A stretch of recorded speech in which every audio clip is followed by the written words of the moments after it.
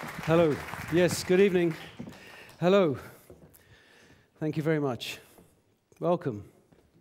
What is the difference between a leader and an inspirational leader?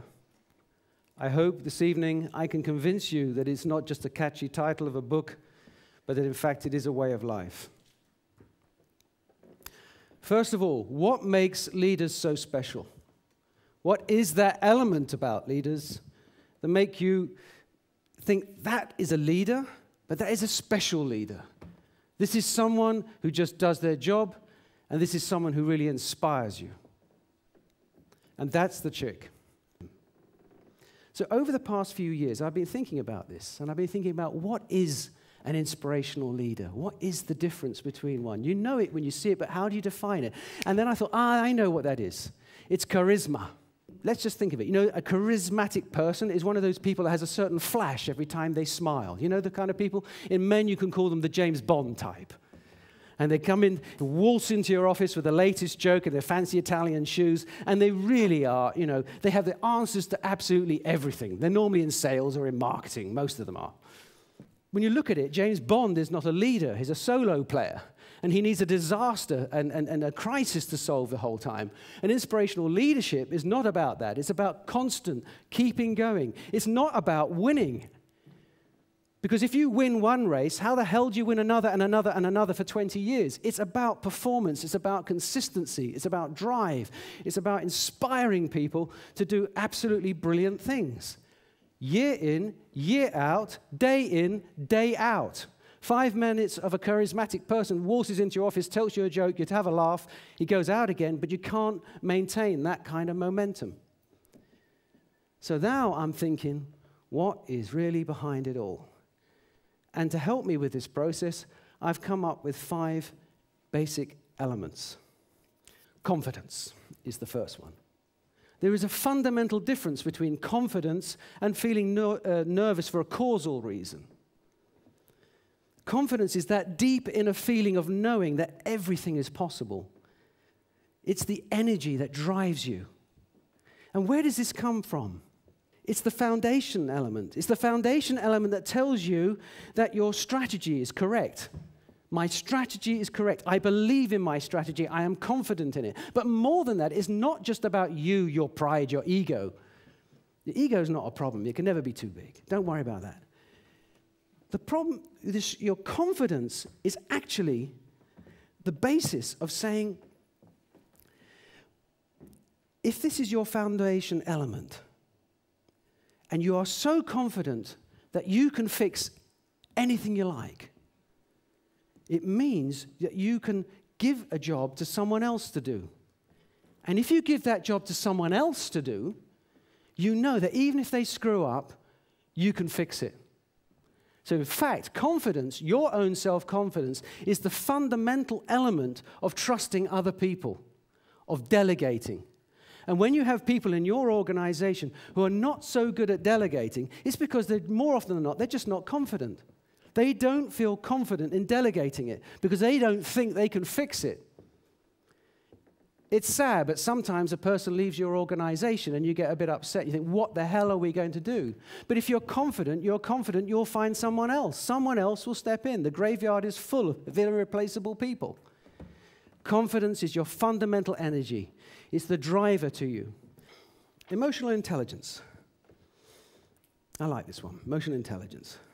1872, very significant year. Charles Darwin wrote a book called The Expression of Emotions in Man and Animals, 1872.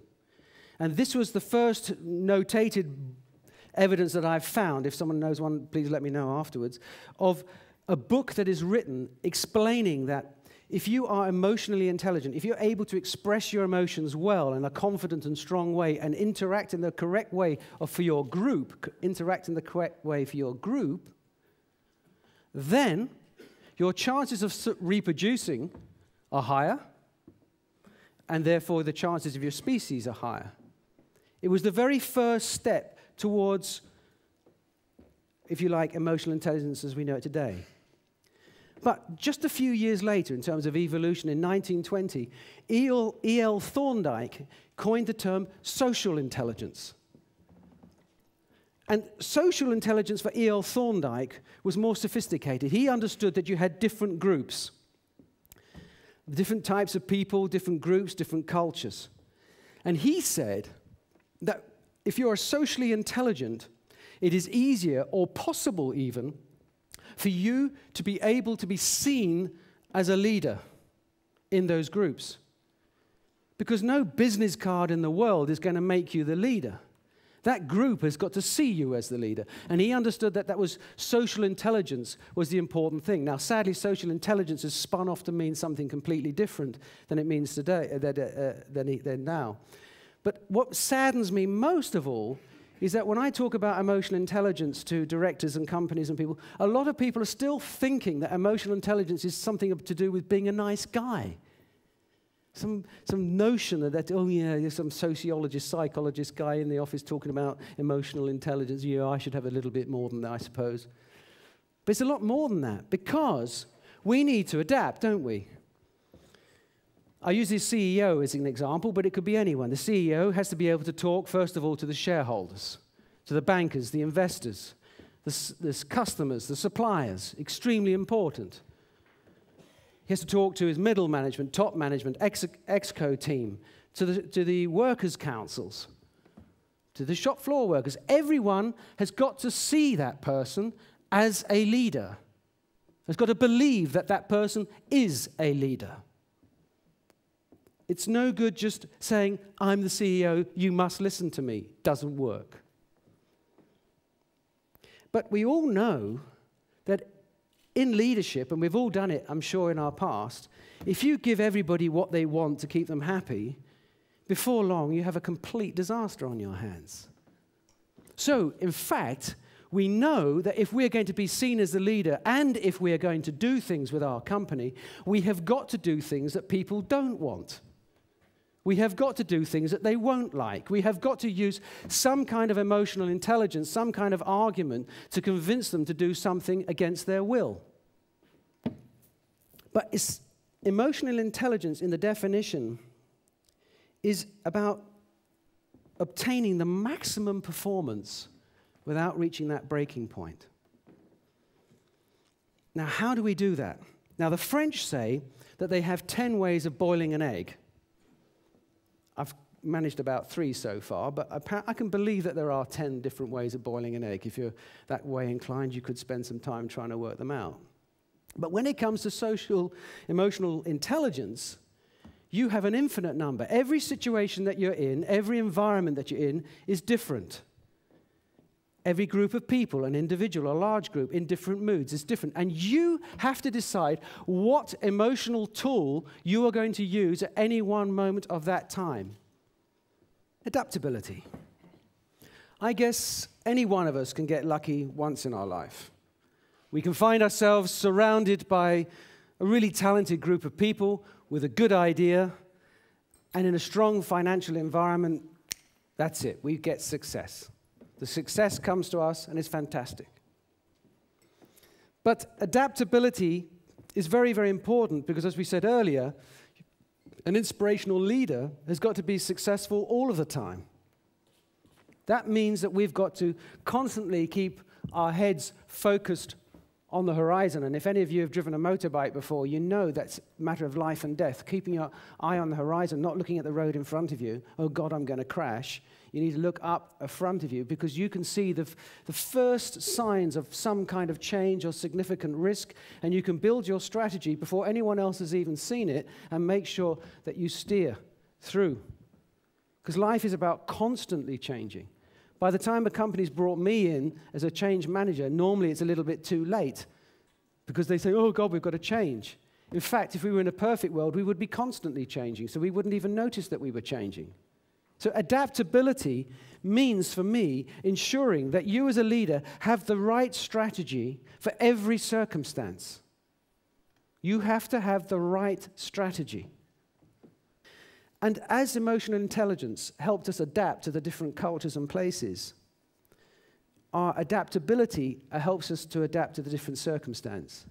One year, your product is in fantastic demand. The next year, it's not even required. You have to adapt. This is real life.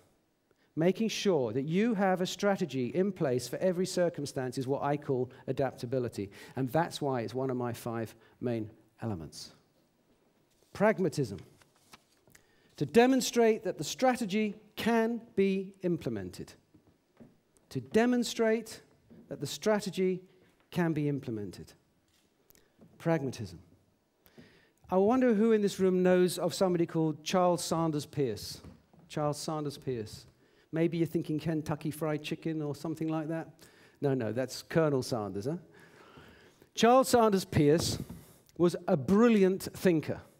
And in 1878, just 6 years after Charles Darwin's book on the expression of emotions in man and animals, he invented something called the pragmatic maxim. And the pragmatic maxim, he founded a new philosophy called pragmatism. And this is kind of weird, huh? Because if you know what the word pragmatism means in English, it means basically getting things done. How can you see that as a philosophy? Well, he did. And he was a scientist, and he had a scientific logic paper. And if you want to read something challenging, read the paper he wrote in 1878 called How to Make Things Clear. Because he maintained that something was only true when it was demonstrated. And how can you demonstrate something? You first of all have to describe it. And one of the things that I have is I have quite a lot of people come to me with ideas of their businesses, wanting investments and loans or putting in contact with other people or whatever. And sometimes they go on and on and on, and you don't understand a word they're talking about. They're unable to make it clear. And if someone is explaining something to me and they are unable to make it clear, more often than not, I'm thinking they don't really have a strategy. And even if they have a strategy, no one's going to buy into it because they can't explain it. If you can't explain it, you have nothing. Zero. You have an idea in your head. You're a poet without any words. Peirce said that pragmatism is basically to guide the process of thought towards the application of its purpose. To guide the process of thought towards the application of its purpose. What he means there, you have to make something happen. Intellectual curiosity gives us our inner desire for a deeper understanding of everything that surrounds us. It's the essence of what makes us interesting to other people. It is what motivates to share our ideas and discoveries with other people. But it is the one element that can drive you insane. It's the most dangerous of all the elements if it's out of control. Be interesting, and people will want to meet you and probably want to talk to you. They won't turn up for your meetings, and they won't turn up for your events either. If you're interesting, people will want to know you. They'll want to engage with you. They'll want a piece of that knowledge if you're interesting. If you are the expert on the 1964 Triumph Thunderbird motorcycle, you might be very interesting for a small group of people. But only a small group of people. Because there's interesting and interesting, isn't there? But if, on the other hand, you're an expert on business law, on chemistry, on astronomy, on music, on art, on literature, on science, on poetry, on food, on finance, on fun, on films, on sport, and on sex, then I think you'll have lots of friends. Lots of people will want to know you. For most men, sport and sex is enough. But to be as inspirational leaders, you probably need a little bit more. But to go out and inspire those around us, those in our responsibility, to do likewise, so that those people will go out into the world and become the inspirational leaders of tomorrow. Thank you very much. Thank you.